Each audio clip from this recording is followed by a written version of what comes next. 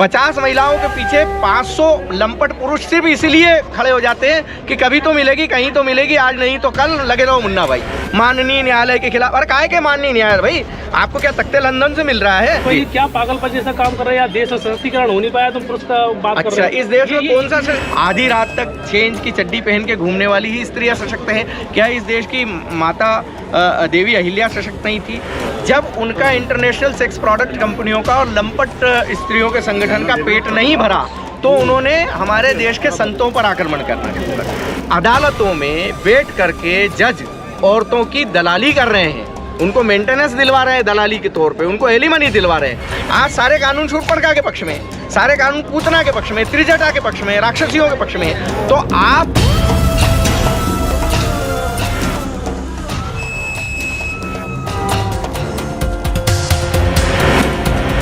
जिस तरीके से कानून पे कानून सशक्तिकरण के नाम पर बनाए जाते हैं, हम देखते हैं कि बहुत सारे एनजीओ की ताकत है एकदम झुक जाती है, और जब किसी पुरुष के ऊपर अत्याचार हो जाता है तो सहम जाता है, कोई नहीं आवाज उठाता है। तो आपको ऐसा ही लगता है इसके पीछे बहुत बड़ा तंत्र काम कर रहा है? जी, मैं आपको बताना चाहूँगा 1952 में जब देश स्वतंत्र हुए को कुछ ही समय हुआ था, तब पूरे देश में तलाक का एकमात्र मुकदमा था। आज की तारीख में जब तथाकथित महिला सशक्तिकरण, महिला स्वतंत्रता हुई और महिलाओं के लिए 65 कानून बन गए, आज की तारीख में करोड़ों मुकदमे लंबित हैं ट्रायल कोर्ट से लेकर सुप्रीम कोर्ट में तलाक के। तो आप बताइए, महिला सशक्तिकरण हुआ कि ये तो महिला को निर्बल किया? अगर एक महिला को तलाक दे दिया जाता है तो क्या वो सशक्त हो गई? कभी नहीं, क्योंकि पारिवारिक व्यवस्थाएं नष्ट भ्रष्ट हो रही है। दूसरा आपका प्रश्न था कि क्या इसके पीछे कोई सिंडिकेट काम नहीं करता है? निश्चित तौर पर इसके पीछे इंटरनेशनल लेवल पर सेक्स टॉयज़ बनाने वाली कंपनियां और सेक्स प्रोडक्ट बनाने वाली कंपनियां प्रोवोक कर रही है महिला एनजीओ को कि आप झूठे आंकड़े तैयार करो महिला पीड़ा, महिला प्रताड़ना के, और उस झूठे आंकड़ों को प्रस्तुत करो मीडिया में और जगह जगह पे, ताकि परिवार नष्ट हो और हमारे सेक्स प्रोडक्ट ज़्यादा से ज़्यादा बिके। जब 1 रुपए की एक गोली के लिए विराट कोहली दिन में 25 बार आपको आ सकता है खिचखिच दूर करो करने के लिए, उसमें इतनी इनकम हो सकती है कि आप विराट कोहली को खरीद सकते हो।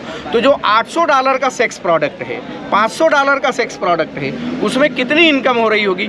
निश्चित तौर पर इंटरनेशनल कंपनियां जो सेक्स प्रोडक्ट बना रही है, सेक्स टॉयज़ बना रही है, वो इस देश की महिला एनजीओ को अनुदान दे रही है। न सिर्फ महिला एनजीओ को दे रही है बल्कि नेताओं को भी दे रही है। नेताओं की पत्नियां कई एनजीओ चला रही है, सब फर्जीवाड़ा है, उनको सिर्फ विदेशों से पैसा मिल रहा है और वो उस पैसे को प्राप्त करके विदेशी कानून को कॉपी पेस्ट करके इस भारत से थोप रही है। बड़ी बात तो ये है जिस तरीके से आज आप खड़े हो गए कि हमको पुरुष आयोग चाहिए जी, आपके विपक्ष में कई लोग जूता चप्पल निकाले खड़े हो जाएंगे, भाई क्या पागलपन जैसा काम कर रहे हैं? देश में सशक्तिकरण हो नहीं पाया, तुम पुरुष का बात कर रहे हैं। इस देश में कौन सा, जिस देश के अंदर 65 कानून महिला के लिए है, जिस देश के अंदर आपके जैसे एक युवाओं को इसी जंतर मंतर के चौराहे पर 4 लंपट लड़कियां लात, घूंसे, जूते, लठ और पत्थरों से मार डाले और उसके खिलाफ, उनके खिलाफ FIR दर्ज नहीं होगी, उनको सिर्फ बोलना ये है कि इसने हमें छेड़ा था, और दूसरे दिन आपका मीडिया छापेगा कि 4 मर्दानियों ने एक गुंडे को सबक सिखाया।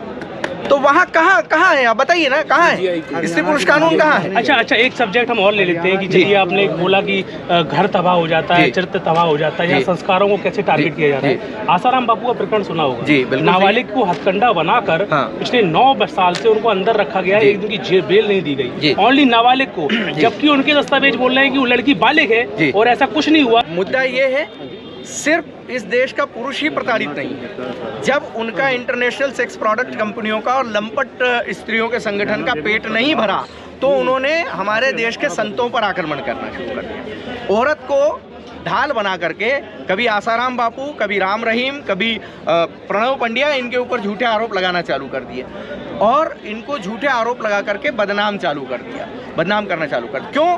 कि ये लोग वो थे जो इस देश की संस्कृति की रक्षा कर रहे थे। जब उनसे नहीं बना कि इस देश की संस्कृति को नष्ट करें तो क्या करें? जो इस देश की संस्कृति को बढ़ा रहे हैं उनको ही खत्म कर दो। इसलिए इनको भी जबरदस्ती फंसाया गया है। प्रश्न ये उठता है कि क्या महिला सशक्तिकरण और महिला स्वतंत्रता औरत की लंपटता को ही कहा जाएगा? स्वेच्छाचारिता को ही कहा जाएगा। उसके द्वारा शराब पी करके अर्धनग्न जो नृत्य किया जाता है उसी को कहा जाएगा। आधी रात तक चेंज की चड्डी पहन के घूमने वाली ही स्त्रियां सशक्त हैं। क्या इस देश की माता देवी अहिल्या सशक्त नहीं थी? रानी लक्ष्मीबाई सशक्त नहीं थी? रानी रूपवती सशक्त नहीं थी? माँ पद्मावती सशक्त नहीं थी? ये जो आज की तारीख में सारे कानून हैं, ये आपकी शूर्पणखा, त्रिजटा, हिडम्बा, पूतना ऐसी राक्षसियों के पक्ष में है। हिंदुस्तान के महिला कानून व्यभिचारी स्त्री, पथभ्रष्ट स्त्री, बदचलन स्त्री के पक्ष में खड़े हुए हैं। एक भी संस्कारवान औरत के पक्ष में नहीं है। ये जो लंपट औरतें हैं जो अपने पाप को, अपने गुनाह को, अपने विवाहितर संबंध को छुपाने के लिए झूठे आरोप लगा रही है। दो ही कारण होते हैं, ना तो कोई दहेज मांगा जा रहा है, ना कोई डोमेस्टिक वायलेंस हो रहा। या तो औरत रंगे हाथ व्यभिचार करते हुए विवाहितर संबंधों में एडल्ट्री में पकड़ी जाती है, पकड़ी जाने की संभावना होती है तो झूठे आरोप लगा देती है, या फिर मुझे ससुराल की संपत्ति पर कब्जा करना है तो झूठे आरोप लगा। एक सबसे अहम बात जो आज की डेट में युवा पीड़ित हो रहा है, पीड़ित है। अच्छा ये देखिए, पहले पॉर्न नाम का वर्ड हमारे भारत में कितने लोग जानते थे? सन 2010 के पहले लोग बहुत कम जानते थे कि पॉर्न नाम की कोई चीज होती है। सन 2010 में फिर एक मेन स्ट्रीम खबर बनी, सनी लियोन को लाया गया। तो क्या यही सशक्तिकरण भारत में हो रहा है? ये जो तमाम जो राजनीति प्रपंच होता है, फिल्म इंडस्ट्री, डायरेक्टर के माध्यम से, क्या यही सशक्तिकरण किया जा रहा है? यही बात हम कहना चाहते हैं कि यहाँ ला गया, सनी लियोन को ला दोगे, युवाओं को खड़ा कर दोगे, उत्तेजित कर दोगे। यही मेरा कहने का मतलब है कि लंपट औरतों को, बदचलन औरतों को, व्यभिचारी औरतों को, खराब औरतों को महिमा मंडन करके मीडिया भी कर रहा है। अगर एक कोई औरत लंपटता करती है तो उसको बोल्ड लेडी बोला जाता है। अरे भाई, जो शर्मनाक हरकत कर रही है उसको आपको धिक्कारना चाहिए, उसको आपको शर्मिंदा करना चाहिए। आप उसको महिमा मंडित कर रहे हैं। जब इस तरह की औरतों को, जब त्रेता युग में शूर्पणखा की नाक काटी गई थी तब तो किसी ने नहीं बोला। आज सारे कानून शूर्पणखा के पक्ष में, सारे कानून पूतना के पक्ष में, त्रिजटा के पक्ष में, राक्षसियों के पक्ष में है। तो आप व्यभिचारी औरतों, लंपट औरतों के पक्ष में सारे देश के कानून हैं। जब एक ये लोग जो बनाते हैं उन लोगों को आप क्या बोलेंगे? भाई बनाते हैं वो तो इसलिए कि वो घर में भी मुंह मार रहे हैं और बाहर भी मुंह मार रहे हैं। अगर ऐसे कानून नहीं बनाएंगे तो उनको बाहर मुंह मारना कैसे मिलेगा? महिला सशक्तिकरण और स्वतंत्रता की बात वही लंपट पुरुष करते हैं। 50 महिलाओं के पीछे 500 लंपट पुरुष सिर्फ इसलिए खड़े हो जाते हैं कि कभी तो मिलेगी, कहीं तो मिलेगी, आज नहीं तो कल, लगे रहो मुन्ना भाई। ये वो लंपट लोग हैं। संस्कारवान पुरुष कभी नहीं बोलता है। अरे यत्र नार्यस्तु पूज्यन्ते रमन्ते तत्र देवता, इस देश की संस्कृति है। यहाँ नारी को पूजा जाता है। यहाँ ससम्मान आदमी खड़ा होकर के औरत को स्थान दे देता है, बस में, ट्रेन में, सभी दूर।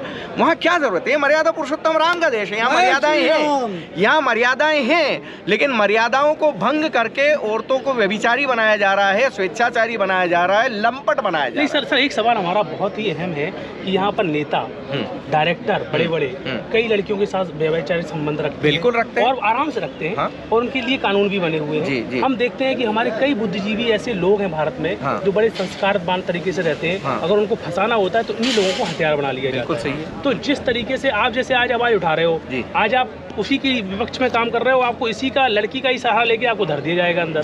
तो ये जो पॉलिसी भारत देश में चल रही है, एक तरफ लोग मुंह मार के मोटे हो रहे हैं और एक तरफ जो लोग संस्कृति के लिए काम कर रहे हैं उनको गला काटा जा रहा है। बिल्कुल। तो इसके लिए हम विश्लेषण करना चाहते हैं। एक इंटरनेशनल साजिश है, मैं आपको पहले भी बता चुका हूँ।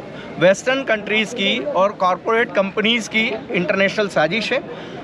सेक्स टॉयज बनाने वाली, सेक्स प्रोडक्ट बनाने वाली कंपनी कई केस में न्यायिक अधिकारियों को परिवार सहित अमेरिका, मालदीव, पता नहीं कहाँ पर्यटन के लिए, टूरिंग के लिए भेजती है पैसा दे करके।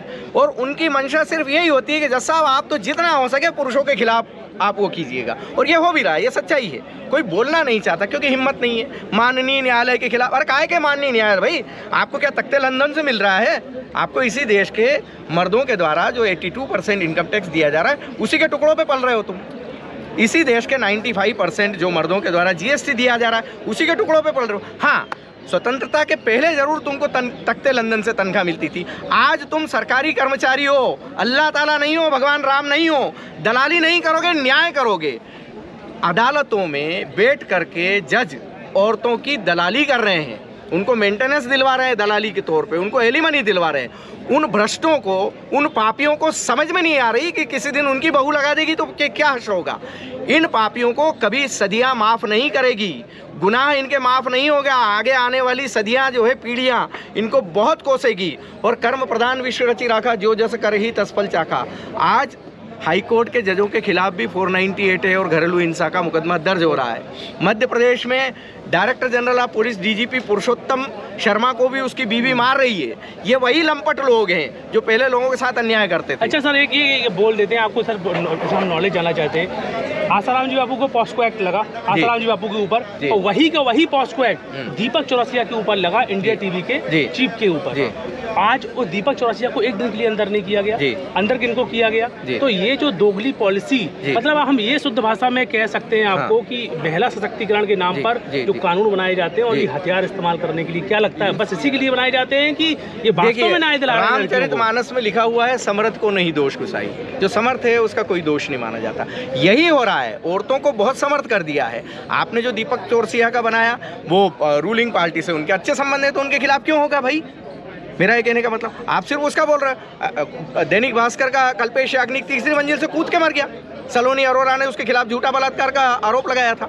तो एक भी फील्ड आज की तारीख में पुरुष न घर में सुरक्षित है, न बाजार में सुरक्षित है, न वर्क प्लेस पे सुरक्षित है, क्योंकि हर जगह कानून की तलवार लटकी हुई है। Sexual harassment act work place लगा हुआ है, घर में डोमेस्टिक वायलेंस 498 लगा हुआ है, बाजार में निकलो तो दुष्कर्म लगा हुआ है, बलात्कार लगा हुआ। ये क्या मजाक है? ये देश है कि मजाक है?